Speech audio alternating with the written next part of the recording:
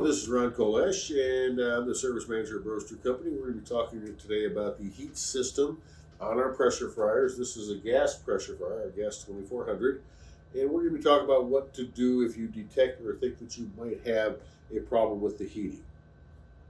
Now, this is a gas unit, so it operates on the gas coming in. It automatically lights a pilot whenever it calls for heat, and then it lights the main burner. And this actually can be observed on the machine, and it always helps if you think you're not heating to watch it try to heat and detect what part of that sequence is missing. When you first turn the machine on, when you have your check oil level, of course we check the oil level, it's okay, press OK.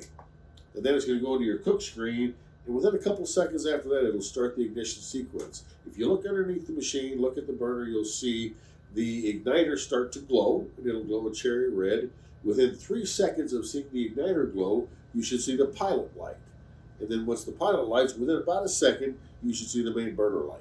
And it helps a lot if you know what part of that sequence is missing, if there is something missing.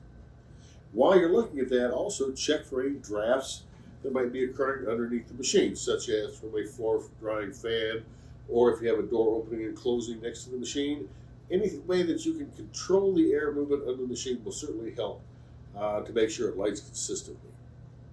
Then once it does light, or if it doesn't light, then of course you can call for service, and you can then direct the technician towards the direction he should go by telling them what you observed on the attempt to ignite. And remember, it'll only try that attempt one time whenever it starts calling for heat. So if it's been calling for heat for a while but it's not heating, you can't look underneath there and try to watch. You have to get it out of that condition, then back into a condition where it's calling for heat. You can do that very simply by going to the filter screen or any other screen, and then back to the cook screen, and that'll restart the ignition process.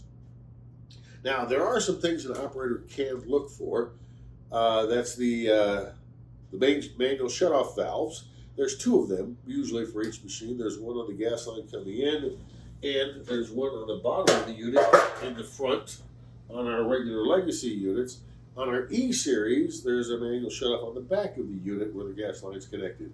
You need to make sure those are open. You can also check your quick disconnect line if you have one, where if the machine had been disconnected and then reconnected and the quick disconnect didn't make a proper connection, that will also affect the flow of gas to your machine. So those are 2 things that you can check as an operator without even calling for a technician. And hopefully if you find something like that, you're back up and running without having to wait and having to, of course, pay a service bill that you could have avoided.